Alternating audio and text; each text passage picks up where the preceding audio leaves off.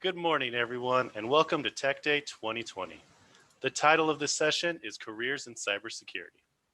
I want to begin by mentioning that this session is being recorded. This session is sponsored by Apsian. Apsian is a global leader in ERP data security solutions. Apsian is used for Titan Mobile in the iFullerton mobile app. For more information, visit apsian.com. You may also visit Apsian's virtual vendor booth today between 12:30 p.m. and 1 p.m. At the end of this session, please fill out the prompted survey to be placed in an opportunity drawing to win Apple AirPods donated by Apsian. During this session, please use the Q&A feature to submit questions. We will answer as many as we can after the presentation. I would now like to introduce our speakers. Dr. Mikhail Gofman is an associate professor in the computer science department at Cal State Fullerton. Miguel works as a principal solutions and security engineer with VeriToll LLC. Welcome.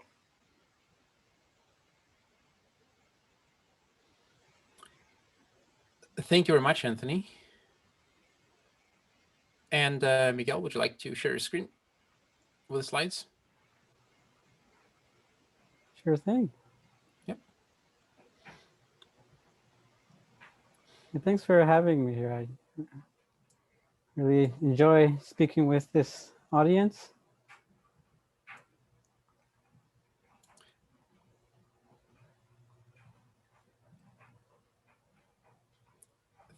Thank you so much, Miguel. Yeah. Hi, everyone. I'm Mikhail Gofman, as Anthony has cordially introduced me, and I'll be co-presenting this with my respected colleague, Mr. Miguel Calles from VeriToll. And we'll be talking about careers in cybersecurity. The main takeaway here is that no matter what it is you're interested in, what you're passionate about, or whether you're even see yourself as being technically talented, that's okay. There is room for you in cybersecurity, because cybersecurity, in contrast to the stereotypes, is a very diverse field. There are all kinds of skill sets required, from extremely technical all the way up to the soft skills and writing and documentation and presentation. The point is, once again, there is definitely room for you. We view cybersecurity and the process of building your career in it as a indispensable combination of formal education, gaining practical experience while you're getting your education, and becoming certified in some of the key areas of cybersecurity. When we talk about formal education, this is where you are right now. You're in the process of earning your bachelor's or master's. This is a very important stage in your cybersecurity career, and this is where it starts for many people. And the time to get started is right now. In the computer science department, we have recently introduced a cybersecurity concentration. It's basically a computer science major, but it allows you to concentrate in cybersecurity. It consists of taking a network security course as one of your elective, and then choosing 3 out of the electives that are offered by the computer science department, which include courses like cloud security, web security, cryptography, blockchain, and malware analysis. All of those courses have been developed by our faculty, and all of them are constantly updated to reflect the demands of the industry.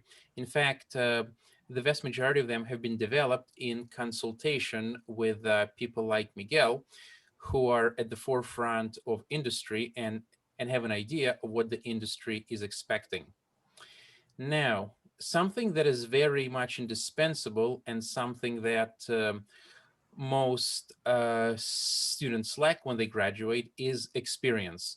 In fact, you can say there is sort of an issue right now that when people graduate on their resume, they put down all kinds of things in the skills category, the things that they can do.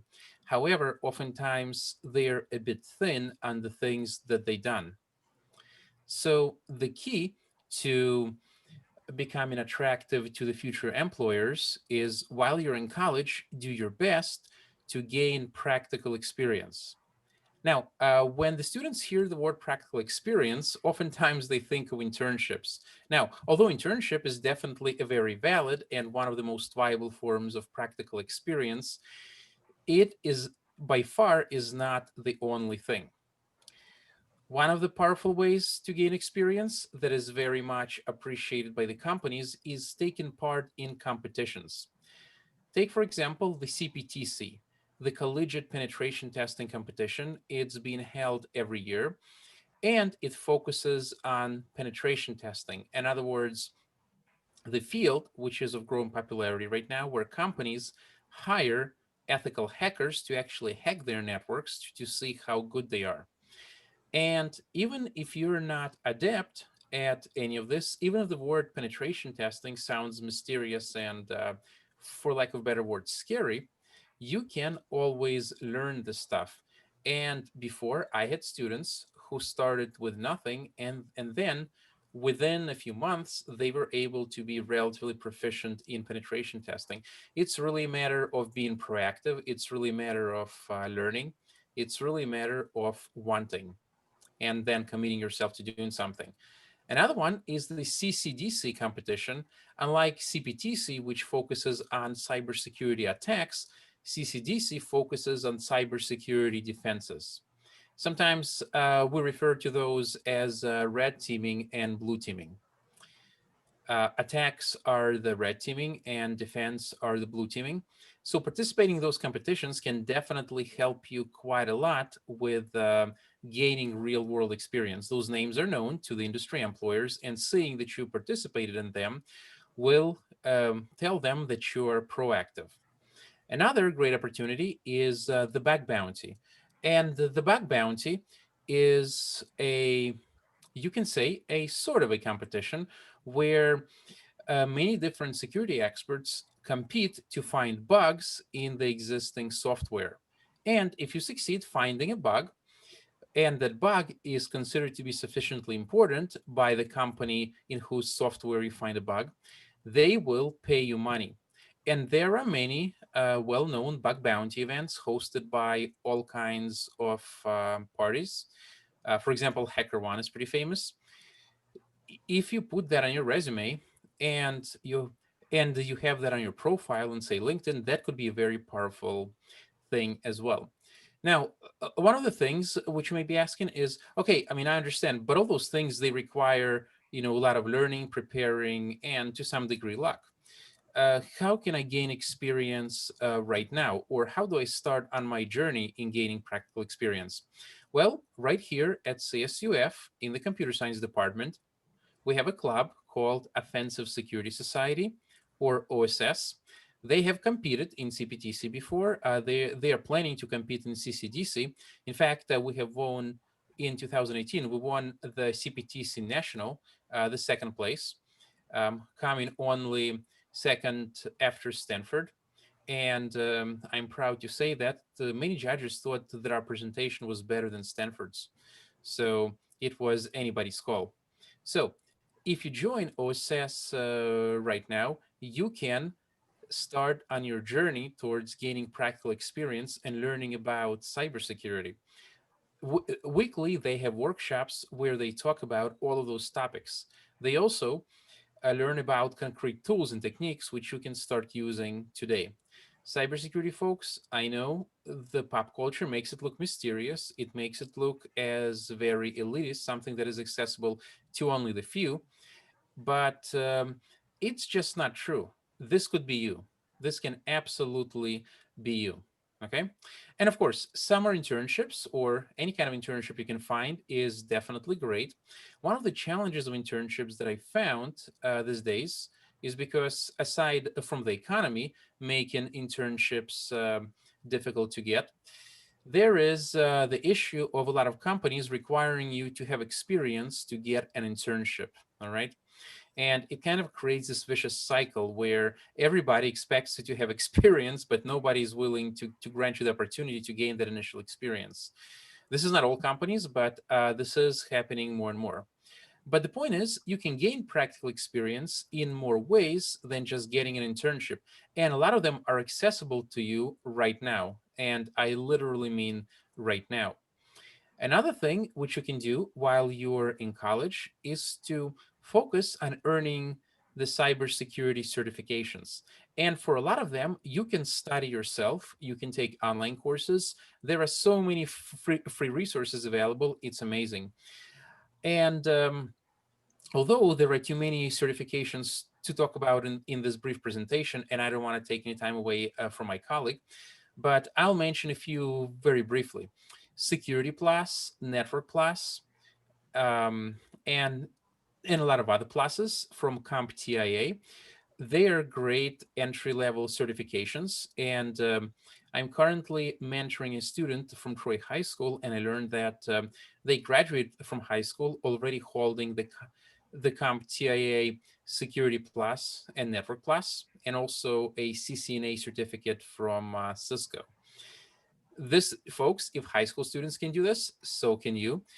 All it takes is just study and perseverance. In fact, I wouldn't consider Security Plus a certification to be a hard one. I'm not saying this just because I have years of experience and I happen to be a professor. No, folks, my students have done it and they told me, this is not so bad. All right. So if they can do it, so can you. Um, there are some IC squared certifications like CISSP.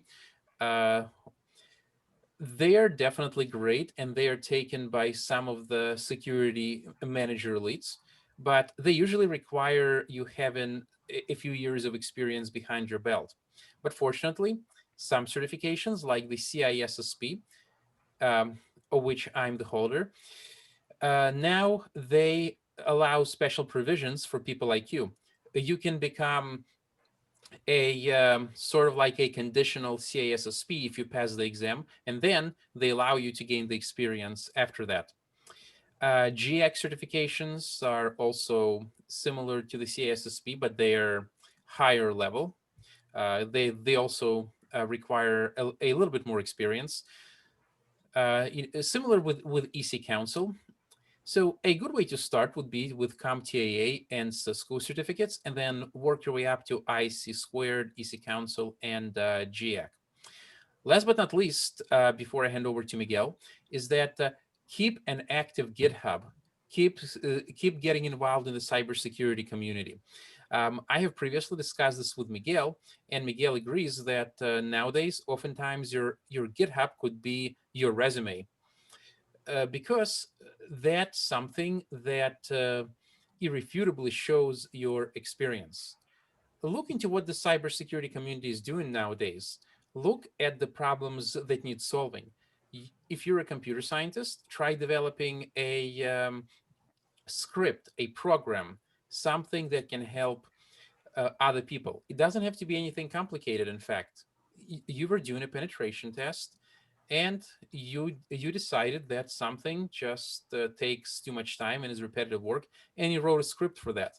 Now you may say, but what if I don't have technical background? Well, folks, you can still get involved quite a lot. You can get involved into documentation. You can get involved into helping with security research. You would be surprised by how much the soft skills and writing are appreciated by the cybersecurity community. As Miguel will probably talk about, is that the soft skills are just as important as your technical ability. And in fact, if you want to go into security management, you actually need very little hands-on security technical skills. It's mostly about soft skills. So last but not least, in order to gain practical experience, get involved with your professors who are working on research projects, because that's another very viable way to get experience, because having a research work with a unique name on your resume can help your resume stand apart. And with that said, I think this is a very organic point to which I can hand over things to Miguel, who will talk about what is the industry actually looking for? And Miguel, over to you. Thank you, Dr. Gofman. All the points you made are very valid, and uh, your college education, your master's degree, it's really important, and it helps you get to the door, and it's just the first step into your path in cybersecurity. The learning never really stops. The education never really stops. The threat is always growing and it's getting larger. It almost seems like it's getting exponential, and our defenses are only growing linear. So there's a lot of opportunity in the industry, in your career, to grow in whatever facet you prefer. If you want to be hands-on technical, if you want to be leadership, or you want to do instruction. So on the left hand of the slide, you'll see those are the top jobs that are out there, and with some average salaries across the U.S. So you see they're mainly technical, but as you go down, you see administrator, manager. So it's not just all technical. So really, there's like Dr. Gofman mentioned, if you have soft skills, it really positions you in a way where your career can advance rapidly. So what soft skills allow you to do is to explain what you're doing to others in a way that they can understand it. As you mature in your cybersecurity and your skills harden, or even how you lead people into making sure you prioritize what's the most important things to tackle today versus what to tackle tomorrow. Helping others understand is really important part of your day-to-day. So if you're the technical person, if you can explain why it is you made a technical decision, why it is that your finding is really important, you can help others understand and make sure you get their support to make those fixes, to make those changes. Also, even for the leaders, they have to explain why they made business decisions that cost money, that potentially drive the direction of the company, to their stakeholders, the CEO, the board of directors, and they may or may not be technical people. So it's kind of an art on how to get something very complex and explain it in 1-2 sentences, a couple paragraphs. So I think it's a very important skill to learn. And unfortunately, I thought it was all about technical skills in my 20s, and in my late 20s to early 30s, I realized that the soft skills really were just as important. And I've spent most of my 30s refining those skills. And I've sensed that my career progression has gone faster in my 30s than they did in my 20s because of that piece. So how can you start building your soft skills? There's plenty of ways. Like you can help others in homework assignments, for example. You can join a club at your school and give a presentation. I know for me, I was extremely nervous the very first time I gave a public presentation. It was a 5-minute presentation in front of my peers at Raytheon, where I was working at the time. And I was extremely nervous, and I almost didn't want to do it, but I'm glad I went through it. It gave me the opportunity to realize it wasn't that bad. No one was gonna literally throw tomatoes at me. No one was gonna laugh at me. And after that, the fear started subsiding, and I was able to give more presentations since then. I also like to suggest if you're not quite ready for getting in front of people or interacting with people, another way is to write. Blogging is a very popular way to get your ideas out there and to explain why you did a certain thing in your penetration test, the example that Dr. Gofman gave. Helping others understand how you went about to solve the problem and to explain how you did that exploit not only benefits you because you have to reflect on what you did to help others understand it, but it helps others. And so you start building recognition for your name. I'm in a security writing group, and there's some amazing people who explain hack the box. Some people explain OS intelligence, and just I get to peek into their world, and they get to improve their skills as well. So it's kind of a win-win relationship. So just get out there, join meetups, do what you can. There's plenty of opportunities out there, and you know, I've heard of stories of secretaries and uh, administrative assistants, teachers that had no exposure to cybersecurity, and they've managed to work their way into that field and are being very successful. So that there are really no barriers. It's really just what it is you want to achieve, how you want your career to grow, what it is you want to learn. If you're interested in it and you have a passion for it, if you feed that, it will grow. So with that, we're going to conclude. I'll open it for questions. I do want to mention there's a couple giveaways. One of them is on my new book on serverless security. If you're interested in serverless computing and how do you address the security, it's a growing field, and so that there's a lot of articles out there, and one of you will get a copy of my ebook. Thank you very much. Thank you, Miguel. Thank you, Dr. Gofman. Yes, like Miguel said, that there will be another drawing for his ebook giveaway, and we will pick from the attendee list and we'll email that out to them at the end of the session. Okay, so let's go to Q&A.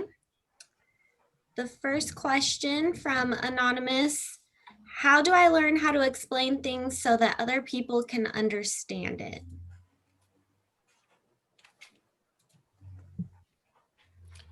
I'll take this one.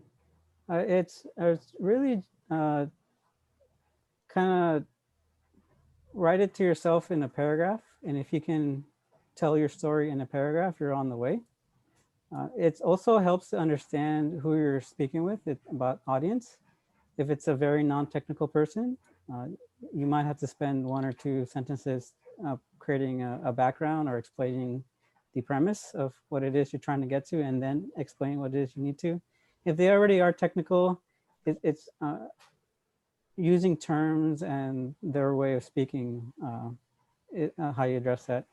And so it's kind of an art, and it's no one ever gets it perfect, but as long as you're trying to keep it very simple and avoid using technical words or jargon, then that makes it easier for most people to understand. Yeah, thank you, Miguel. Yeah, and I would like to add that one of the good techniques to use specifically in cybersecurity is know your audience. That's the first key. Having coached teams at CPTC, where doing a presentation on your findings is just as important as actually finding flaws in the system. And one of the key things there is you have to remember that although you're a technical person who is looking for technical security issues, you have to communicate it to the people who are, for example, managers, people who are business people. You have to speak their language. One example, which I like to use, let's say that I just did a penetration test to find flaws in your system, and I come back to a security manager. I said, well, there is a SQL injection vulnerability in one of your SQL servers, which can result in tables being dropped, which as a result will cause some of the web apps to display erroneous data. They will look at you and basically say, okay, that's nerd talk, and why should I be spending my money on this, if you know what I mean? Now, but if you think the way they think, the security managers, the ones who pay for the penetration tests, they're thinking, what impact can it have on the company? What are the liabilities? How can the revenue suffer, for example? So if you rephrase it and you say, well, we found a vulnerability in one of your servers, which can result in the company website being defaced, thus resulting in loss of customers, service downtime, which in turn can lead to this kind of a revenue loss. For example, if you're doing something for Uber and you find a vulnerability, you can say that, well, this can shut down the ability of users to request rides for 24 hours. And managers can actually understand that, speak the language that people speak. It's very tempting when you're a computer scientist or even a business person. You want to show off your skills, you want to show how much you know. As much as it may impress your friends, people out there, they want to know exactly what's wrong, and you have to speak their language. I know sometimes we technical people can have this urge to treat managers, politicians with hostility. And I'm not saying all of this is always unwarranted, but you got to remember that you got to work together with a captain to make sure the ship sails. You got to learn to speak people's language, which sometimes means that you have to put your ego last and put your audience first. Great. Thank you, Dr. Gofman. Thank Next you. question from Laylam. What major can lead to a cybersecurity career? And can you please share any other colleges or universities that have a cybersecurity major besides CSUF? Yeah, I will take that one. And Miguel, I think you can definitely embellish upon it. Well, first of all, a better question would be what major cannot lead to cybersecurity?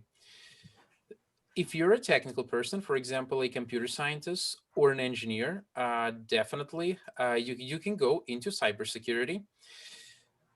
There is definitely need for technical skills. Business majors definitely can get into cybersecurity. In fact, there are cybersecurity programs out there that are based upon the business program. Ours is here is based upon the computer science program, but there are programs out there that are based upon the business program. Security management requires much more than just technical skills. In fact, if you speak to business managers, a lot of times, though they understand the security basics, they are not very technically skilled necessarily. But trust me, there is so much that goes into the cybersecurity management that does not involve technical skills, because security is not an IT problem as it was traditionally formulated. It's an organizational problem. You have to make sure that your organizational policy is compliant with security, that security is part of how the organization functions. They call it security governance. And security nowadays, the security governance makes sure that security considerations play as much role in the company decision-making process as everything else. In fact, in some companies, the whole administrative structure has been changed to reflect that. Now, the chief security officers don't always report to the CEO because of the conflicting goals. CEO wants to maximize the profit, which is not always the best thing for security. Sometimes making a decision which is good for profit might not be good for security in the long or short term. Now, but I'll let Miguel elaborate on that more. In terms of other schools and colleges which offer cybersecurity programs, well, some of the shining examples from around our area, Cal Poly Pomona is super big. They have a cybersecurity center that has been around for many years. Saint Bernardino, they have a great one. The community colleges, they have great cybersecurity programs. In fact, we're in constant conversation with them to develop a viable transfer curriculum from their courses to ours. And any local community college is basically covered by this. If you want to go outside of the immediate area, many other Cal states have their own cybersecurity programs. I know others that don't, are definitely thinking of developing it. I saw cybersecurity programs out of business departments, out of computer science departments, out of computer engineering departments. I've even seen some people thinking of doing it out of, for example, the criminal justice department. Now, out of everything that I mentioned, if your major isn't included there? Well, my answer is, generally speaking, it should be. Almost any major can be useful. Even, for example, if you're a communications major, communication is a big problem in cybersecurity, as I'm sure Miguel will agree. If you are, for example, majoring in something like art, well, illustrating things for cybersecurity, illustrating cybersecurity concepts is a big thing. In fact, I run the Center for Cybersecurity here, and I have a student volunteer who is joining me here. I saw her name in the attendance list, Kanivia, who takes a big part in graphics design for the website, and her skills are indispensable. So the point is, you can be almost in any major. All you have to have is determination and the desire. Miguel, I talked for too long. I'm sorry, but you probably have a lot to say about this as well. Dr. Gofman, unfortunately, we are out of time, so we do have to wrap it up right now. I did want to say thank you to Miguel and Dr. Gofman for presenting today. I know that there are many more questions that didn't get answered, so I wanted to let the attendees know that Miguel and Dr. Gofman's contact information will be posted on the TechDay site. So you are more than welcome to contact them directly and ask them your questions.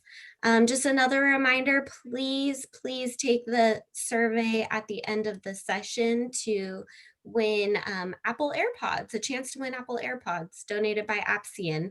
And there will be also the drawing for Miguel's ebook as well. Thank you again to Miguel and Dr. Gofman and our attendees for joining us. I hope everyone has a good day.